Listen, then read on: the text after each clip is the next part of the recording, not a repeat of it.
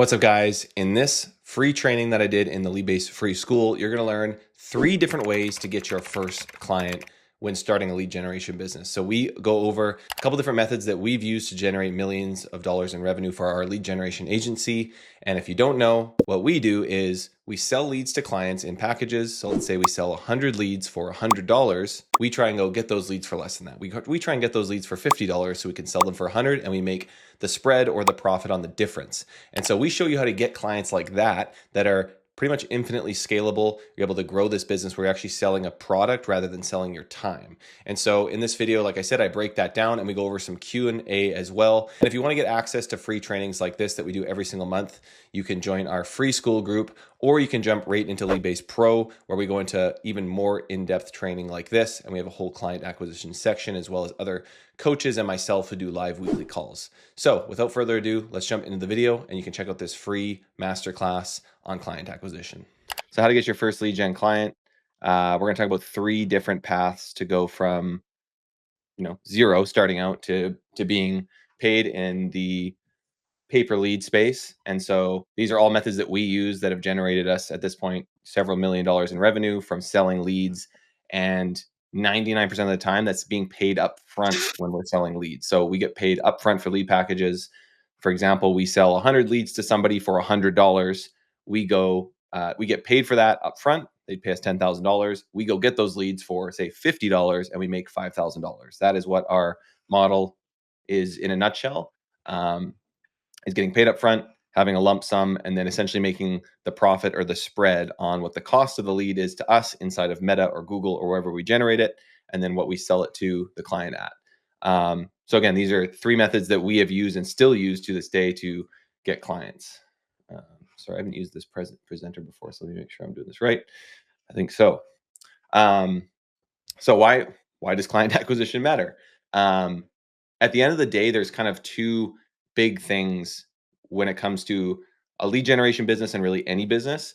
Obviously, one side is sales and then one side is delivery. Like, you need to execute on both those things. So even if you have the best funnel and the best leads, no one is buying, you're obviously not going to be able to scale your business. So you need a pipeline, not just not just a few clients and then turn it off. You need a pipeline of people coming in that you can continue to sell to over time. And that's how you're going to find your best client, because not all clients are created equal. A lot of them just plain are terrible. I always give the analogy of a restaurant. You can go to a restaurant that's on Google that's rated 4.6 stars. You can go to McDonald's and it's rated 3.8. Not that you don't go to McDonald's once in a while, but there's good businesses. There's not so good businesses when it comes to working leads. So you need reps with these potential clients, and that's why a pipeline really does matter. And the biggest challenges we see people face are, 1, getting clients, and 2, delivering high quality leads. And so with these free trainings, those are the kind of 2 things that we're trying to focus on at the end of the day. So the goal is to get your first client.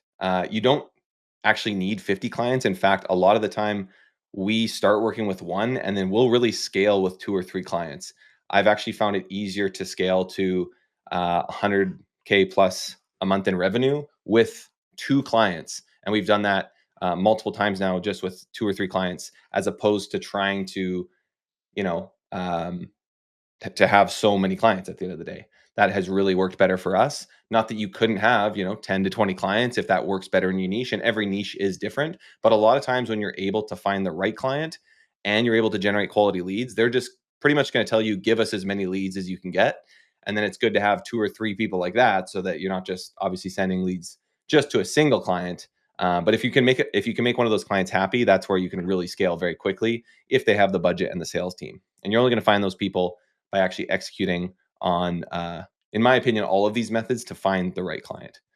And the 3 methods we use are cold email, meta ads, and LinkedIn outreach, that is. So actually messaging people on LinkedIn. And we've used all of these. Like I said, I would say there's not one avenue that's gotten our best clients. I think some of our biggest clients have probably come through cold email. And not even using instantly, just bootstrapping and sending emails manually. Like in the early days, some of our best clients came from me just emailing people and being personal, sounding like a neighbor, not trying to sound salesy, talking about what we do. We have leads, you need them, let's talk. So keeping things very simple. I'm going to give it over to Ryan here, and he's going to talk a bit about cold email. Yeah, hey guys. So there's a few things you need to know about cold email. Like Ryan was saying, you can definitely start and do it manually. Set up your domain, start sending some emails out, and just really bootstrap it. That is great. However, it's not sustainable for the long run, and you run the risk of burning your main domain. So with cold email, this is going to be probably the easiest way to find the bigger buyers, but this does like the caveat is it does take a bit of time to get right. And there's so many variables now with cold email that you just have to keep that in mind. So, how cold email works for those who don't know is you have your cold email infrastructure is part one, and then you have your cold email senders, which is a software you do. So you use instantly your smart lead, like we have there. And then you have your data that you get. So that's going to be, the emails you're sending to, and you use tools like Apollo, Zoom Info, and then use Clay to enrich it if you want. However, that can be a little expensive, but just getting your data with Apollo or scrapers with that for that matter, you can keep it fairly cheap. The It's super important to understand email infrastructure and how that works. That's going to be the difference maker of landing in the inbox or landing in spam. So that means buying, totally new and separate domains, making sure those are set up correctly, making sure you warm those up properly. So with cold email, the downside is it takes about 3 to 4 weeks to warm up your email. So that means you're using one of these cold email software or sending softwares, and they have warm up features, and that means that you're sending emails back and forth to other people who are in the pool. So that way, Google, Microsoft, all the email senders see like, hey, this email is legit. It's not just instantly being bought, brand new, sending spam. It's like it's been active for a minute. That's the theory behind that. So it does take a bit of time. So we always recommend, what, when you're starting this out, get your cold email set up. It's not too much of an investment to get going. It just takes time, so you can have that warming up in the background while you then can move into the other avenues for um, client acquisition. So you can get that set up and then start your meta ads or start your LinkedIn outreach or even start, just manually outreaching to people, whether that is, actual emails from your business accounts, personal accounts, or doing contact forms, cold calling, all that while cold email is warming up. And then, yeah, like Ryan was mentioning, the last part is email copy, making sure you are split testing different hooks, different styles, things like that, because depending on the niche, it can work in one, but then really not work in the other. So if you're emailing, more of home service, but then you start emailing, like a law niche or something like that, can be very two different styles that are received in that sense. So yeah, I think that that covers that slide. We'll go to the next one, Ryan. Yeah, so then the last part about cold email is to keep in mind just some tips and tricks that we're seeing right now. Is there is currently, like as we speak, that we're all kind of going through right now, is there's a larger cold email crackdown by Google and Microsoft. So we need to be just being extra careful in that infrastructure setup, making sure you're not doing, two salesy languages. You're not tracking opens with your cold email provider or software provider, because how that works is they put an actual script in the email, and then that'll fire when they open it. So, and the your email providers will see that, and then that could be flagged as spam. So you don't want to be doing that. You want to just be tracking reply rates and then positive reply rates as well. And don't send any links in your emails as well before they reply positively, at least. That way, again, if Google or Microsoft sees there's a link in an email, it just adds to like the potential spam warning as well. And like I said, it takes about 3 to 4 weeks to warm up those inboxes.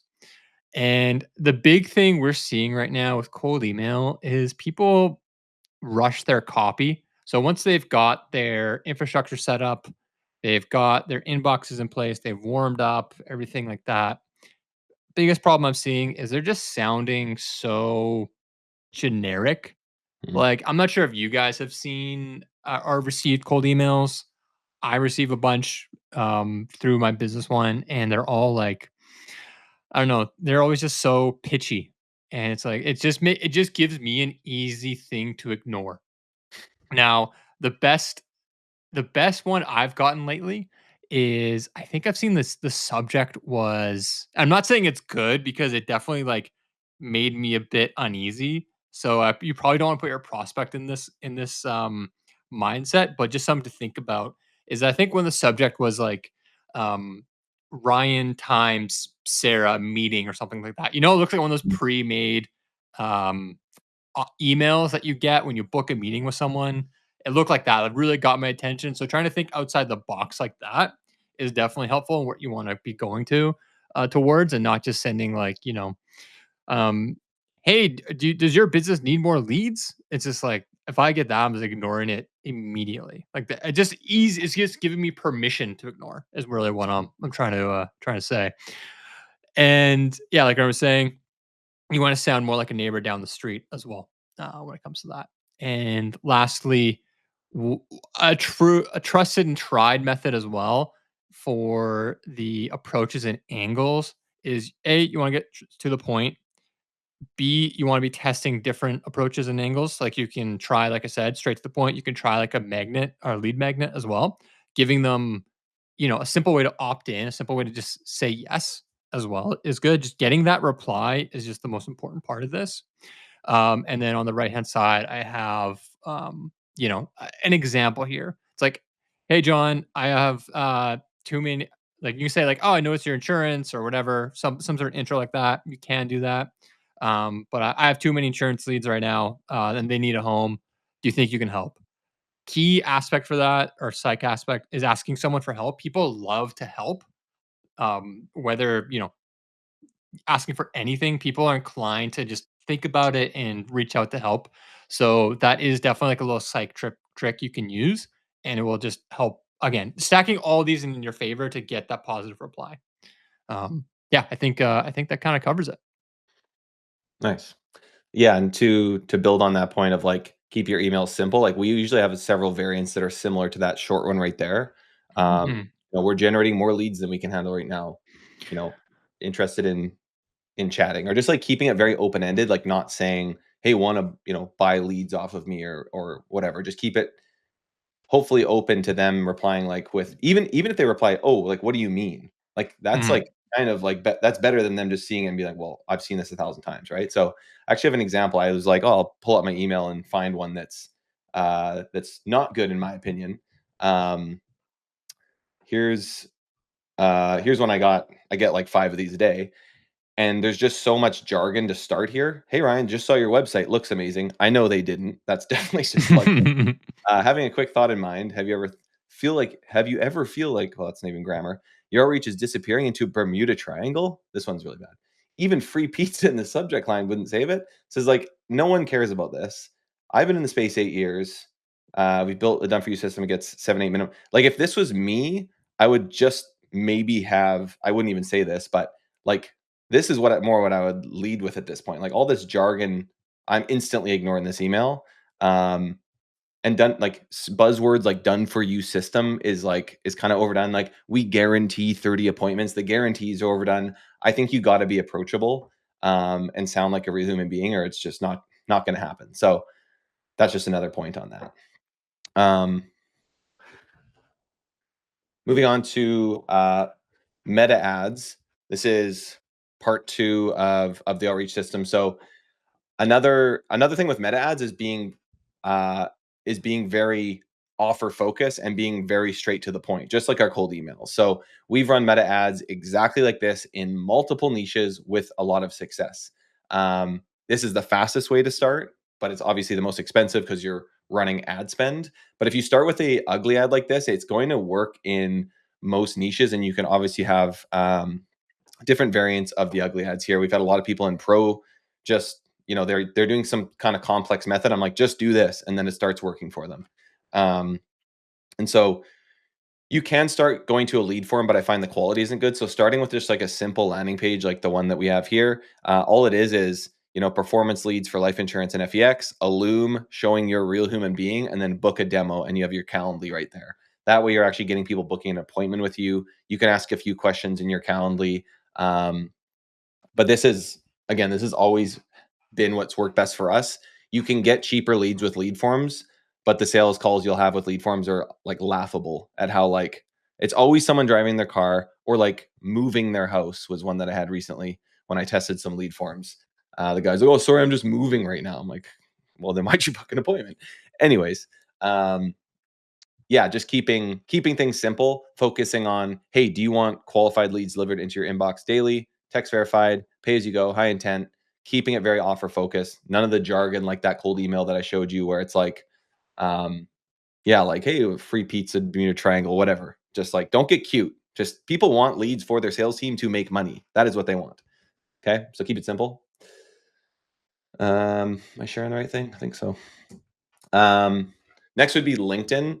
And so this is something we've done more lately. And it's funny, I think LinkedIn's kind of a cesspool of just people posting like memes about how strong a lion is like a CEO. And it drives me kind of crazy because it's kind of silly. But LinkedIn as an outreach tool is actually very powerful. Obviously, the people that you want to talk to are, they're on LinkedIn. Business owners, salespeople are on LinkedIn. And I remember getting our first ever big corporate client, even before we were doing specific lead gen. We actually got on LinkedIn, and we happen to actually do lead gen for them, which is funny. But before we really focus on lead gen, I got my ex business partner was like, "LinkedIn's stupid. It'll never work. It's terrible." And then we used LinkedIn, and we got this huge client that ended up being like hundreds of thousands of dollars in revenue for us, just with like simple LinkedIn tactics, like we're going to show you here. And this is one that we still use today.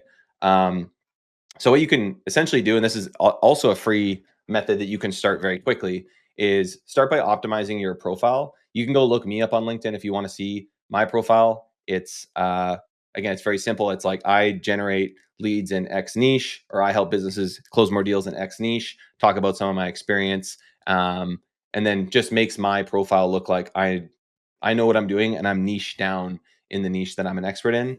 You can use Sales Navigator to find qualified prospects. You get 30 days free on there. So this is a great way to start if you've never done client outreach. And yeah, and then you can send, just start by sending like personalized intros, just connecting with people, making connections and building out your connection database. I wouldn't do hard pitches, but you can do, again, discuss the industry, ask questions about their industry, or even ask them a question about, how's their lead flow. Like just starting those conversations on LinkedIn can be really powerful. You can try to provide value as well, so lead magnets, freebies, etc. Hey, do you want my, you know we haven't really done as many lead magnets ourselves. Ryan, do you have an example of a lead magnet you would do on LinkedIn, like a free guide or something like that potentially? Yeah, you can always do, some sort of guide or even like a Google Doc, like one of those longer form Google Doc explanation of showing, kind of the process of how it works. You can be Yeah. like, hey, this is how we're generating leads in insurance right now, yada, yada. And a lot of the time people are like, oh, this sounds interesting. Tell me more. Because a lot of the time, even if you show a lot, not your brand specifically, but just like the mechanisms and how it works. Mm. I wouldn't be scared to show off too much because when it comes to like the general information, again, not your brand or what you're doing specifically, because people don't are just not going to be able to do it themselves. They don't want to do it themselves, and if they do, they're not going to be able to do it themselves for the most part. So yeah, I wouldn't be scared to do some sort of guide or something like that, if that makes sense. Yeah, Jack says like a sales closing playbook, just something free. You could show them about how like the sausage is made in terms of generating your leads. It's like, get my case study on how I generated 1,000 solar leads. One of my buddies does this. He runs like engagement campaigns on LinkedIn, with like a big giant report. Like he creates this like crazy report, and then people just email him from that. They're like, "Hey, I saw your post on LinkedIn," and then he sends them a Google Doc showing them how the sausage is made. He just tells them how he does it. But like there's no way they're going to be able to do it. People are always scared, like, oh, they're going to copy you. It's like, if they were going to copy you, they could figure it out pretty quickly with YouTube at this point. Like, they're not going to figure it out. You're the expert here. So, I mean, for sure, don't give them all your stuff and all your creatives and, like, I guess everything, but you can show them behind the scenes so that you don't just look like another person guaranteeing 30 leads or your money back. Right. So, obviously, LinkedIn is like a relationship platform. That's kind of the point of it, even though it's devolved into something that maybe isn't that. But, start those relationships. And LinkedIn's a great place to start because it is free for the first 30 days. It's very powerful. Sales Navigator's powerful. We've gotten a lot of clients and good conversations from there. So don't neglect it. Which method and when? So the game plan, how to start your outreach method. So you can do all three. As we have mentioned before, hopefully you've heard this, we believe that you should start selling before you actually do any comprehensive testing or like, funnel building or anything like that. I think you will thrive the best if you get a client first and then it lights a fire under your butt and you got to deliver for that client. I think that is where you learn the most. And it's also going to give you a feedback loop because I don't think there's anything wrong with, you take $100, you test some lead forms, you see if you get leads. That's great. But the problem is if you spend $100 and you get 10 leads, you're like, I've arrived. I'm the best lead generator ever. These are amazing. But you have nobody on the other end, confirming the quality of them or giving you any feedback. Chances are you're going to be quite let down if you start saying those to clients. And that was my first experience with I think it was my second ever client. I'm like, getting lead form leads for $10. I'm selling them for like 70. I'm like, I'm literally going to start printing money here. And after one order, I sold them 100 leads, paid up front. I was like, this is crazy. They're like, these are the worst leads I've ever seen. Bye. So it was, and then that was just assuming I knew what I was doing with lead form leads. And again, promising them that they're the best leads ever. So I think the best way to start with clients is to actually get paid up front, to work with them. And sure, you can test like with a lead form with some of your own money and some of your own budget to like see what creatives are working, but you're going to want to send them to a landing page and actually generate quality leads when you start working with a client. Excuse me. I'll answer questions at the end, by the way, guys. We'll do a bit of Q&A. Start selling first. It's going to be the way to go. I remember selling my first ever order and then getting my first lead for less than someone paid. It's like the greatest feeling ever. So I want you all to experience that. It's a special moment in your lead gen journey. Get your email set up ASAP because it's going to take 3 to 4 weeks. So start using Instantly, purchase a few domains and create a few emails so they can warm up. Get your LinkedIn profile set up, make some connections. You can start doing manual cold outreach. You can have, even though you haven't warmed up, say, like we have cambymarketing.com. I might have canbyleads.com and maybe I'm not actually warming that up, but I'm still going to do some manual outreach to, I'm just going to, let's say I'm going to send 20 emails a day.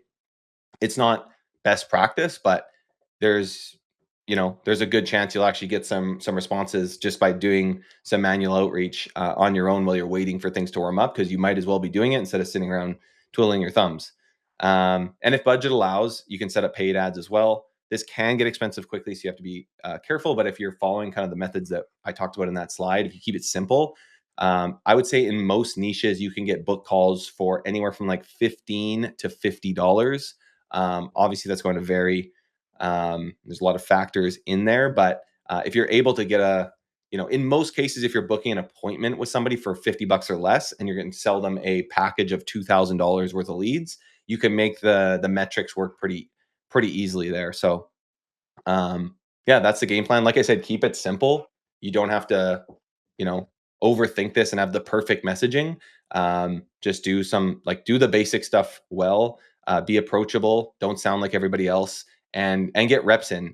Like same thing we say with testing your funnels and testing ads. You need the reps. You need the feedback from the client. In this case, get your reps in, send stuff, and see what happens so that you can get that actual live feedback. That's going to help you be successful with client acquisition. And then you can keep this going and build this out so that you're always having these appointment books with clients. You can find those kind of golden goose clients that, are going to scale with you, those 2 to 3 clients that can help you actually, scale to 10K per month and beyond. Yeah, that's kind of the plan there in terms of the outreach and prospecting. But now you've booked a meeting. There's probably a mixture of people on this call who our experienced salespeople, all the way to they've never had a sales call in their life. So we'll talk a little bit about that. You book the meeting, and now you're getting on the sales call. So my strategy with sales calls has always been, I mean, maybe it's because I'm Canadian, I don't know, but has been a non-pushy, pretty approachable outlook at sales calls. So when I get on a sales call, I don't want to sound like I'm selling something. I just want to have a conversation and really ask as many questions as possible.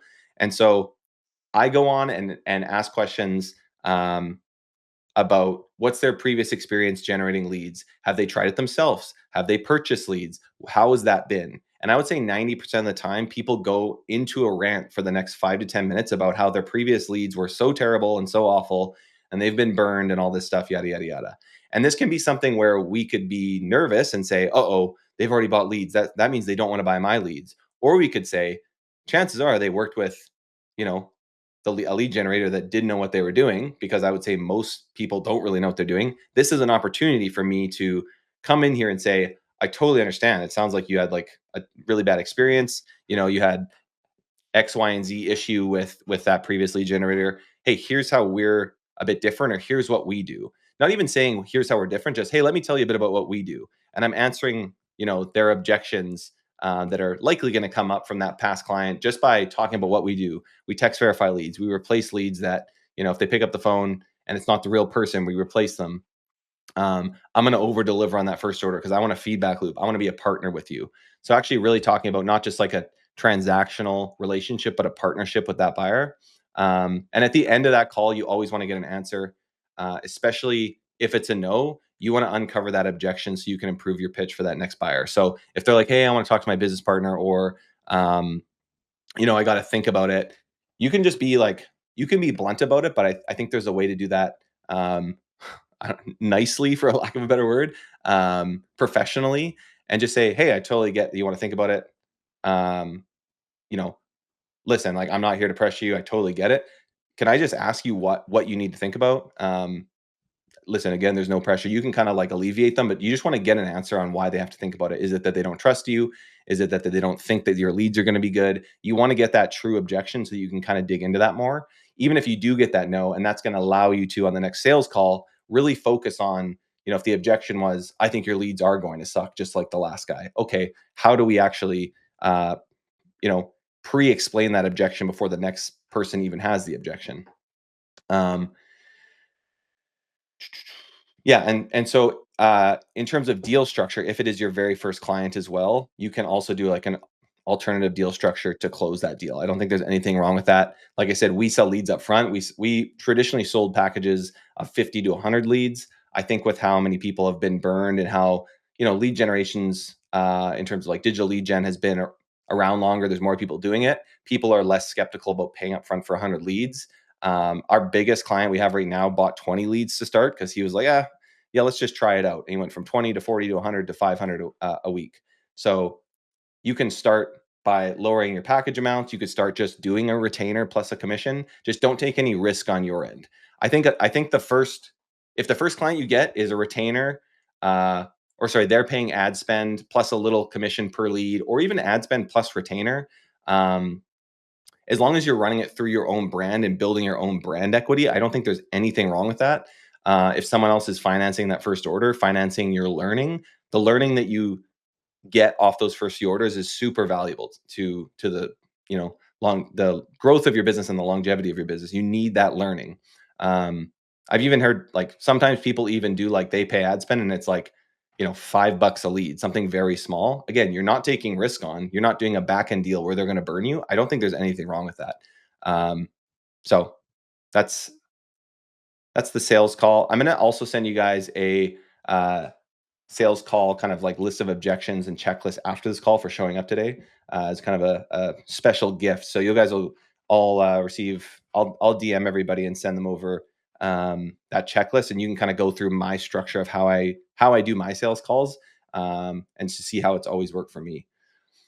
And guys, as you may have seen if you've been on these calls, we have a lifetime access deal that we open up on these free trainings. So you can get access to Leadbase Pro for $6.99 for lifetime. So even if you're a pro member that's on the monthly, you can basically lock in for $6.99. You get lifetime access to Leadbase Pro.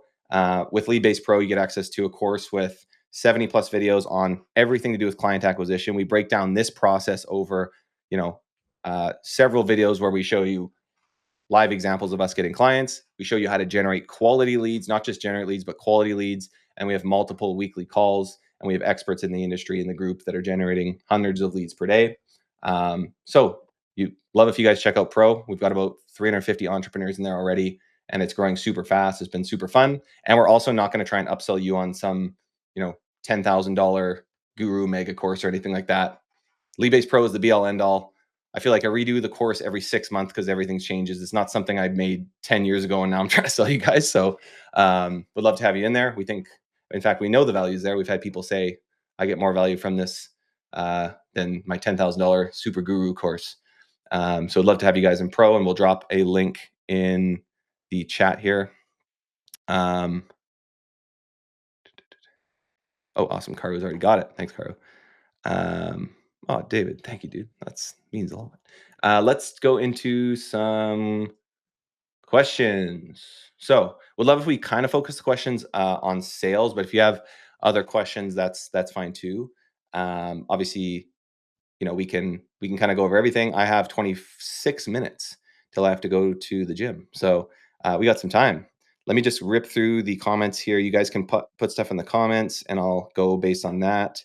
You can do.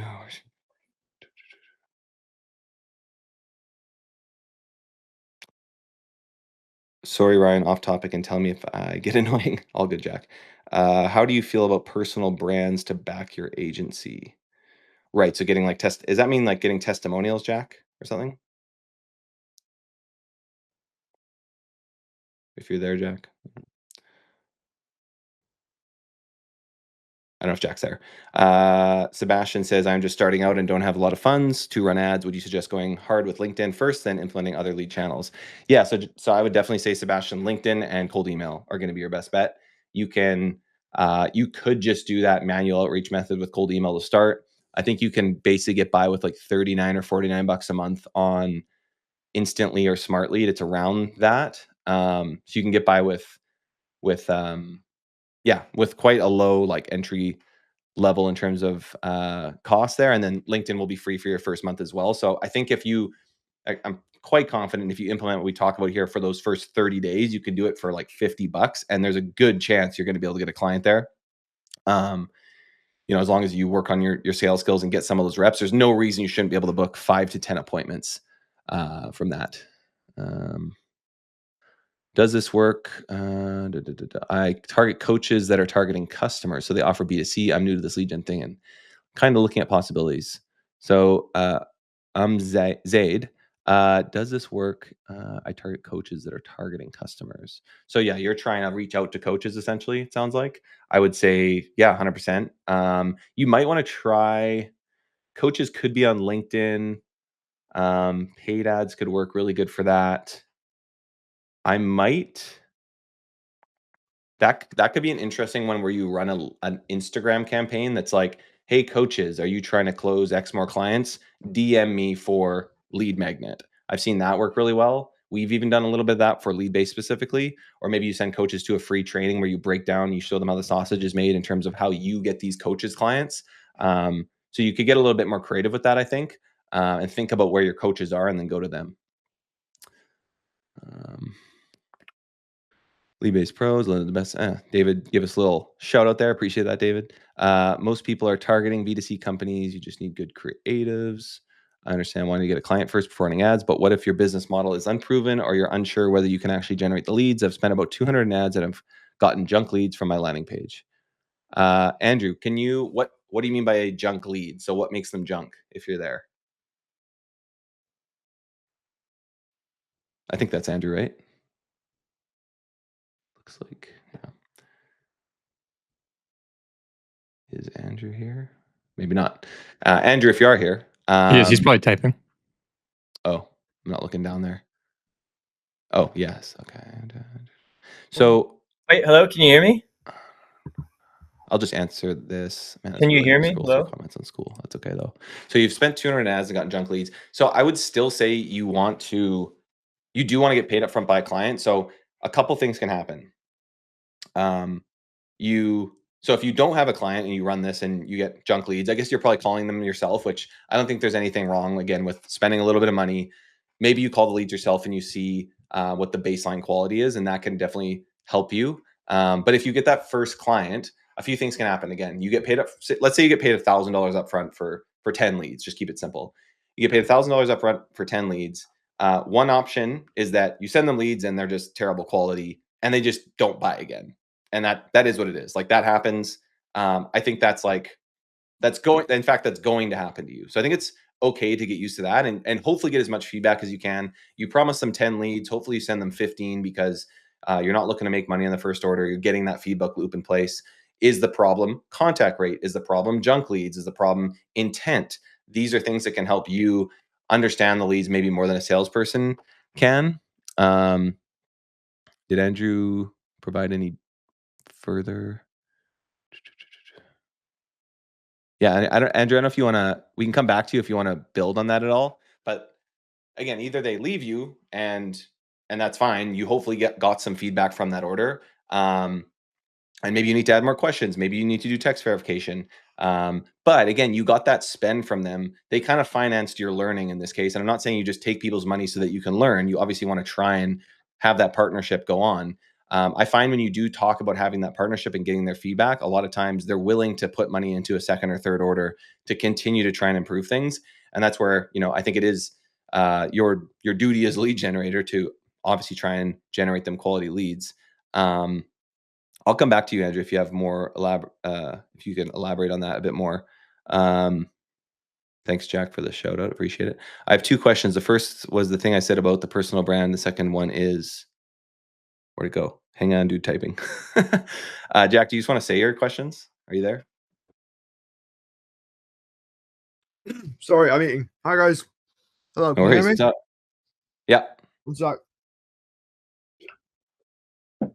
Okay. Hammering dinner. Nice. Yeah, but yeah, sorry. Okay, yeah, choked to death on a sales call. That's a great idea, right? Okay, so so personal brand. So as you will be aware, all of your school, classroom clients, course clients, whatever you want to call us, comes from your personal brand. And then I think I've heard bigger people say that, why not? I'll name drop. So someone like Brez, who is big in the marketing space and social media space, people like that, they get people messaging them and like, can I work with you sort of thing. So it's all like, is it inbound, I think? Right. Yeah. So the kind of, do you reckon personal brand has helped you guys in your agency with social proof and everything that you're doing? Yeah, it definitely has. I think the thing with social or your personal brand is it takes a long time to develop, kind of like SEO. Like a lot of people say, why don't you do SEO? I mean, our personal, like the YouTube channel, it's taken us like 3 years to get to 10K. Like it's not something that, and I've had to do 400 videos or something like that. So if you're just starting out, I don't think you need a personal brand. I think it can definitely supplement you. And we've gotten clients that just saw my goofy YouTube video and were like, hey, you seem like you know what you're doing. Not only coming into Leadbase, like you guys, but also like, hey, it sounds like you know what you're doing in terms of generating leads. So yes, a personal brand is something that can be very effective. You can 100% work on your personal brand and become an expert in your niche. Maybe you're in life insurance, you make a weekly video about the life insurance lead market or whatever. That's totally a viable option. And you only need, if you have a life insurance YouTube channel, you get 100 subscribers, that's probably going to be very targeted at 100 people that are actually watching life insurance content. So that 100% can be viable, 100%. That being said, I think the methods we talk about are just a faster way to get to market, and you don't need the social proof or the personal brand necessarily. And our biggest clients have come from, cold email. They had no idea who we were. So I think both are viable. No, absolutely. I was just, as I say, I was just kind of wondering on your take on it, and I won't take up too much of anybody else's time because I know there's a lot of guys in here that brand new. Obviously, I'm not. The second one's about scaling. I'd be interested to see a video. I don't know whether there was one in the Leadbase Pro course. I'd be interested to see a video that kind of goes into depth how you would scale with a client and kind of your next steps in terms of going from generating 100 leads a week to 500 leads a week. I think that'd be really, really interesting to see kind of how you grow together. I'll add it to my YouTube flow for sure. Awesome, man. Thank you. Other than that, you know, I mean, my agency's doing pretty well. We're running cold email, Nice. which I'll get into on a different call. Got one interested potential client, and it's just going great, man. Keep doing what you're doing, and it was good to catch up with you all, guys. Thank you. Yeah, thanks, Jack. Appreciate it. Good night. All right. We got Dan. Navarro says best lead gen niches to try this week. I will say, if you're going to try a lead gen niche, you should commit to it for 90 days and really give it, like, try and become an expert in it. I think if you just, if you just try something for a week, chances are you're not going to learn enough about the niche. You really want to become an expert in that niche, or even niche down in it. And I feel like the people that have really become successful in pro are people that say, again, they go into solar. This actually reminds me of this guy, Brad, who just commented in pro. I hadn't heard from him for a while, but he's like finally cracking the code after like several months in solar, specifically because he started in residential solar and then he found this little like pivot into commercial solar. He's like, I'm going to explore this. And then he pivoted into paid Google search ads for commercial solar, which commercial solar is like $100K to $5 million deals. And so it took him, like, he had to like pivot, learn, different nuances of the industry before, and maybe it's a couple months in, he finally kind of cracked this code and got these kind of bigger clients because he established himself as that expert, not in his social proof or his personal brand, but just the way he's able to speak to these potential clients. And that only comes with getting the reps. I think that's what people miss sometimes. So Dan, I encourage you to shortlist it to 2 or 3. Feel free to message me. I'm happy to like help you pick a niche. But then stick to it and become an expert at it. And after 90 days, if you're really struggling, obviously you can message us and we can kind of give you some tips. And sometimes it makes sense to pivot out of a niche, but I think most times you can kind of push through and try and carve out the competitive advantage that you're looking for. Elsa says, how do we get our first client when we don't know how to do it yet? Taking the methods that we talk about today, like I said, keep it simple. Start by, you can go through the other masterclass trainings in the free course where we talk about how to generate leads.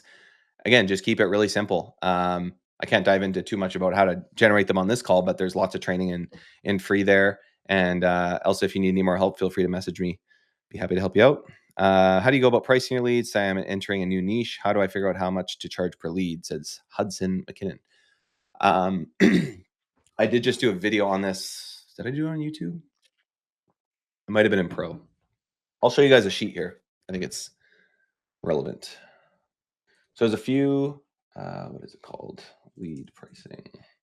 So a few ways to do this. I like to kind of work off of this sheet to start. I'm gonna go through this really quickly because we got 15 minutes.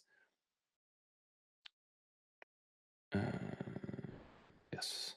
So I like to work backwards from the client's perspective. So other ways to do this quickly would be, you can go into Facebook groups, like Dan Wardrop has one called Paper Lead Ninjas. You can go in there, type in your niche, and then like leads prices. So like insurance lead cost, see what other people are charging. You can mess around with ChatGPT. The thing is, if someone says, what do insurance leads cost? My thing is, where are they generated? What type of insurance? Are they going through a quiz? They're going for a lead form? Like that could range from $10 to $200 depending on what you're doing. So I think it makes sense to use something like this. I like to think about what the client's close percentage is going to be. And this is obviously something you're going to estimate when you're starting out. When you're starting out, if you can get 4 or 5% close, like 1 in 20, you're probably kind of going to be okay. And that's what I start off at when I'm estimating here. Let's say this is for roofing. So a deal is worth like probably 10K revenue, probably more than that, but let's just go with 10K. Okay. So, got 100 leads. They're going to close 5% of them. So 1 in 20. Our profit margin, this is very important. So on a home service like roofing, it's probably getting somewhere around 30%. In insurance or mortgages, it's going to be much higher, like 75, 80%, because they don't have a giant team and overhead materials.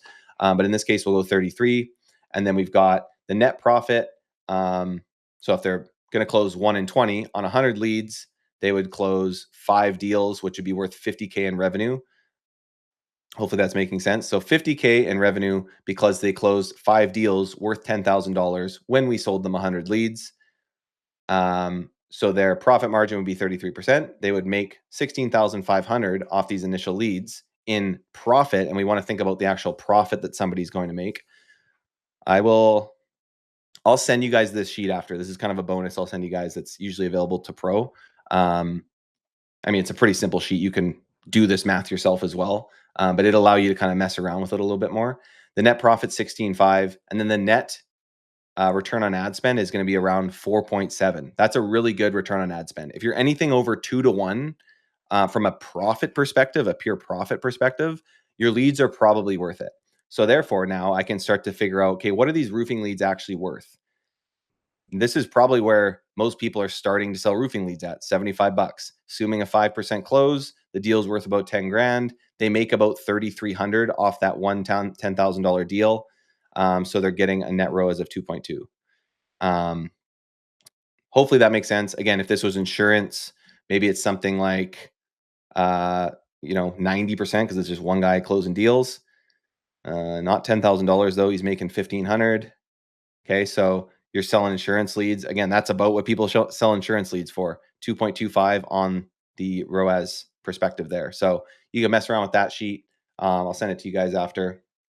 I said that was going to be short and it was pretty long. All right, let's see some other questions here. How do you go about pricing your leads? So that answered that. On the very first order, is a 20% close rate something possible? I would say probably not. In some niches, like maybe, but if you're running a simple lander or a lead form and you have a brand new ad account, Facebook's still gonna be trying to figure out, what type of leads you're looking for. They kind of treat you, or they kind of act like a slot machine sometimes, or like maybe that's not the best example, but they're going to give you some quick wins. So you're addicted to Facebook. You're like, you got 10 leads for $5. This is incredible. I'm unstoppable. Chances are your lead cost is going to creep up over time, and it's going to take them time to actually learn who you're looking for. And those first 10 leads aren't going to be the best quality. So that's why I say estimate with 5%. We have gotten close rates in the 20% range. I think that's on the upper range of a close rate though. So you're going to need a more extensive VSL or kind of evergreen funnel where you send traffic from Facebook to a long form video or page to a long form quiz after that to really create friction to be able to close leads at the 20% mark. Do I know anything about the private funding niche? Not a ton, Dan. I was just talking to my friend who is, I guess he's not private funding. He's more investments. Private funding. Would that be for, Dan, you can send me a thumbs up if you agree. Is that for, private funding for like a business expense or like an investment or loans? Yeah. Yeah. So in that niche, it's definitely going to be something where you're going to want to use more of an extensive funnel, I think. And that's where, actually backtracking on what I previously said, you don't need a personal brand necessarily, but this is something where if you're good on video, or I think you need somebody who can either be good on video, or you need to tell more of a story to build trust. Because if someone's coming in and it's like, we're talking about big sums of money, you want to be able to break things down for people a little bit more. So with something like private funding, I would probably use a video sales letter type funnel where I send people from Facebook to a video, explaining them, you won't believe how this business got funding and saved $100,000. And then there's a video breaking some sort of like concept or case study down, and then see if you qualify to get funding, quick funding like this in 24 hours too. Then they go to a quiz, something like that. You don't have to start with a crazy big one, big funnel like that to start. You can start with a more simple quiz, see what's working, see what creatives are working. You can build up to something like that. All of, in any niche, this doesn't happen overnight. This all takes testing. It takes like working with a few clients, figuring things out, getting the reps in. Like I said, it's not going to be perfect on day one. excuse me, I'm losing my voice here. For life insurance agents, do you generate any type of leads they're looking for? Meaning if they hit you up for IUL leads, then you say yes, and then you launch an IUL ad. So that's from Lewis. I would say no in most cases. So I think it makes sense in insurance specifically to niche down, but with something like term insurance, a lot of times your ads can be quite general. So you can just be running, an ad around like, hey, what would be the hook that would be like more general?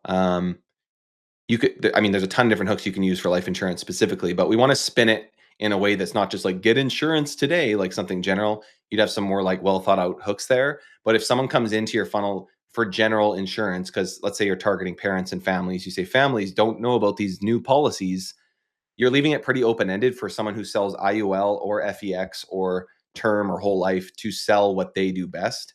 So a lot of times in a funnel like that, you can have a pretty general it can be a pretty general funnel for insurance, and then your salesperson could still sell IUL. I don't know. I don't think that's the most optimal, but it could be done that way. Some people, though, there's one other guy in Pro whose name has escaped me. He just does IUL. So I guess like if let's say you're already doing final expense and you have 3 clients, and then an IUL person comes along, you have to consider at that point, do I want to, divert my attention to 2 different things here or not? So kind of have to make the decision at the time. How would you charge customers based on the target locations they want? I want leads in Orlando, Tampa, and Palm Beach, Florida, and want these leads for home value above 500K. How would you price leads based on standard criteria versus custom criteria? So very good question. Trying to think of how to explain this generally. We like to sell leads at a blanket cost. So we basically would get their if a client came in, and if this is like for local markets, you probably will have different pricing for different markets, and you can still use the lead pricing tool there to kind of determine that. In your case, you want Orlando, Tampa, Palm Beach, home value above 500K. You're just going to determine that like any other lead. So let's say the most basic lead there would be national and no home value limit. Okay, I can generate leads for $10 if there's no limitations, but only 20% of them have 500K or better or something like that. So therefore, for me to generate a lead that's 500K, it's actually going to cost me somewhere like $50. This is just a broad example. So you can start to kind of make estimates based on that. In your case, are you generating these leads for yourself? No, you're charging customers based on the target location. Yeah, yeah. I'm charging the customer based on based on those areas they want to get lead in. Yeah. So Okay. I think this one is really like, how do I train my sales rep, right? Because I have a team of 3 salespeople in my agency, and I want to make sure they know, like, hey, there's not like one fixed price, like $100 a lead that we're going to Yeah. charge them for. There's certain conditions that they have to really like look for, and Yeah. charge them more or less, right? Yeah. Yeah, I think the home value, is this like wholesale or something like that, or mortgage? No, I mean the home services, so like roofing, Oh, okay. roofing. So a lot of time people are like, hey, I don't want to do any roof on a house that's less than 500,000 or 300,000, because they think it's a small roof, Right. and it's not worth their time, right? Gotcha. So that becomes like a criteria we have to filter out the leads for. But it gets Gotcha. super labor intensive, Yeah. like, to do that. So Yeah, I mean, you can use your quiz to sort those out for you at least. So what I would do in your case is the be all end all would hopefully be having a client in every single state that you could distribute these leads out from one like mega campaign potentially. But right. this might be Yeah. this is a good question for Yeah, the only Joel. challenge with the state level is because these companies may cover like 2 or 3 metropolitan like cities, like areas. But Yeah, then let's say they're in Florida, but then they only cover Tampa, Orlando, and Palm Beach, right? Or yeah, Miami, Palm Beach, South Florida, and yeah. they wouldn't do the entire state. And so really, the question is that, hey, do we still run the statewide and then just filtering down, or is that, can we still achieve the lead cost, like, by targeting each locations that way? Yeah, I know it's Georgios Roros who's in Leadbase Free. He's one of the coaches in Pro. He does roofing and he does actually target specific locations, and he's always had success with that. Okay. So I mean, that definitely works for him, and he's definitely more of an expert than I am in the roofing space specifically. So you could target Tampa, Palm Beach, and Orlando, and then have your quiz weed out any leads that are less than 500K. Maybe you can still find a home for those and get paid something for them. Yeah. But you could start to determine, okay, 33% of the leads are worth over 500K, just as an example, or 50%. So therefore, and you would just have to make a, yeah, honestly, you're probably going to need like a spreadsheet with how you price these leads in each of these Right. areas. It's going to Yep. take some Yeah, work. that's what I'm Sure. thinking. It's like a little menu. Yeah, Little honestly. menu by locations that way. So I think okay. you'll still get like a range though. So like you'll know that, okay, the Texas, Florida, California's, they're bigger, the house prices are higher, so the range is 75 to 95, and the Oklahomas or whatever are probably more like 35 to 55. Like, you're gonna kinda figure that out over Yeah. time, I think, as well. Yep. So Okay, got it. And my other question is really more on the media buying side, but I'll ask that separately because I was just wondering how you structure the campaign by those, like with each assets being each locations, like Tampa, Florida, like instead of just Florida, and so that we yeah. can keep it simple and running it effectively, or we have to do some magical stuff like to keep them all separate campaigns that way. So Yeah, it doesn't matter necessarily if you have them in separate campaigns or not. It just depends on where your budget at, if it's CBO or AB, like ad set budget. If you're doing ad set budget, you could, in theory, have them all in the same campaign, if as long as it doesn't get too messy. right. But yeah, an ad set per the location targeting you're doing would probably make the most sense here. Okay, beautiful. Um, All right. I think now that I'm thinking about it though, in George's case, I think he might do a campaign per client. And then, I mean, that allows you to just on the ad set level test different other variables, but you're still just targeting those places in Florida you're talking about. Right. Yep. Yeah, but then you have to set up a different funnel. Like I was trying to figure out like how to set up one funnel for Florida or for each city, and then basically we have like sign up like 2 or 3 clients in Tampa Bay and just Right. distribute the lead with just one funnel and sell it that way to them. Right. So they know they're like tier 1, tier 2, and tier 3 clients in that list. Right. Right. But Yeah. but yeah, Yeah, you could use something like Lead Prosper down the road to distribute those leads out and have like a waterfall system of like you've got your premier client who pays top dollar, second client pays medium dollar, third client, got it. sweep the Perfect. rest. All right. Awesome. Thank you. Always good to meet you, Joe. Yeah. I'm gonna try and fly through some of these questions because I do have to go pretty quick, guys. I'm gonna drop the lifetime offer again in the chat here for you guys. I'd love to see you in Leadbase Pro, but let me just fly through these. Where'd it go? I already lost my spot again. Biggest.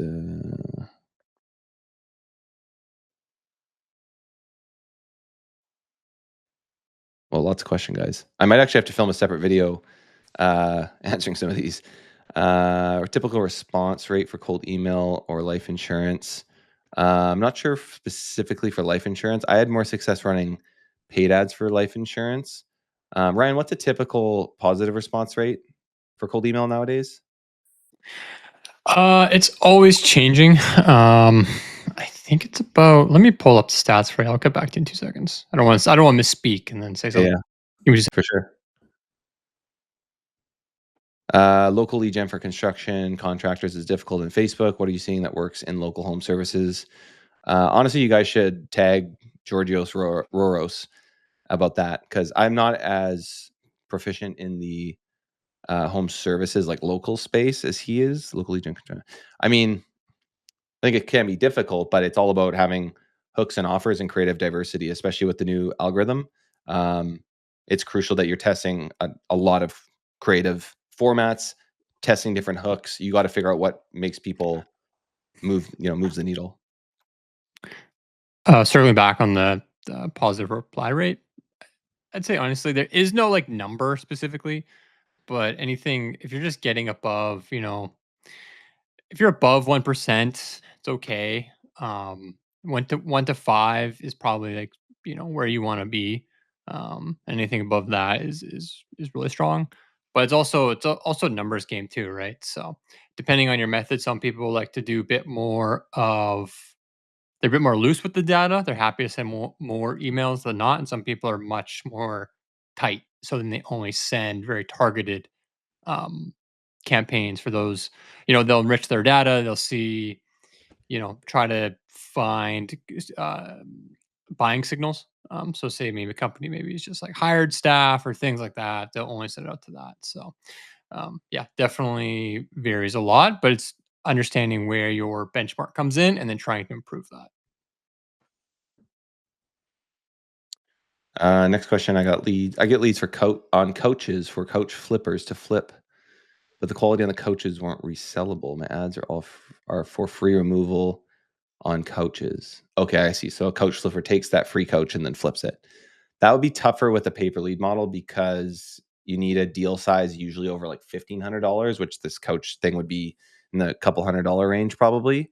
So that would be something where you'd probably be working more on retainers. Maybe you have a quiz where you ask questions to verify that the coach is legit, or get somebody to upload questions at that point. But yeah, that one would be tougher to make work on a pay per lead level. Zaid,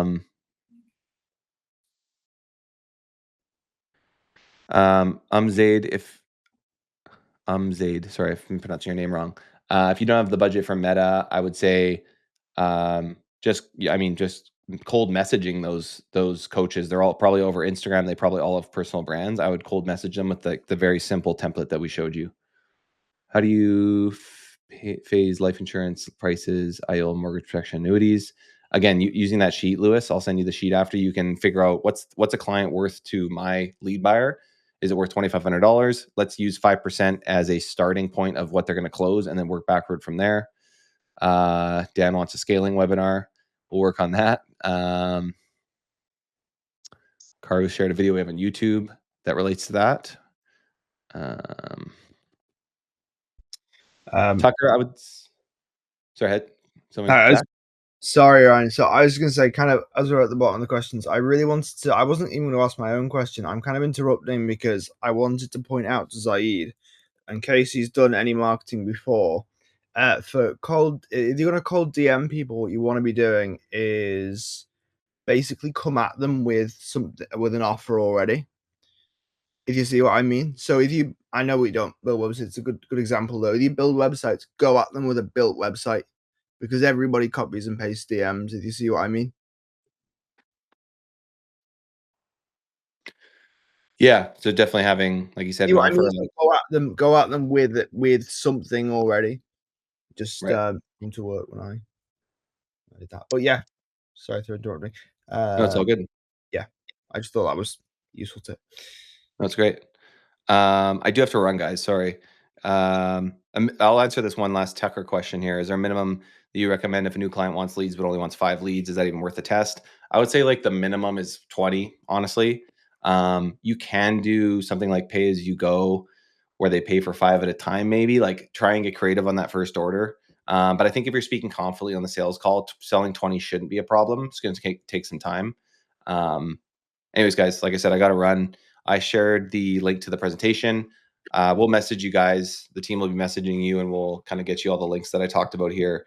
And again, that offer for lifetime in Pro, you're saving about 45% there. It's available for the next 48 hours. So take advantage of that. And thanks, Jack. I'll get the pump on. And appreciate you guys watching. Thanks, everybody.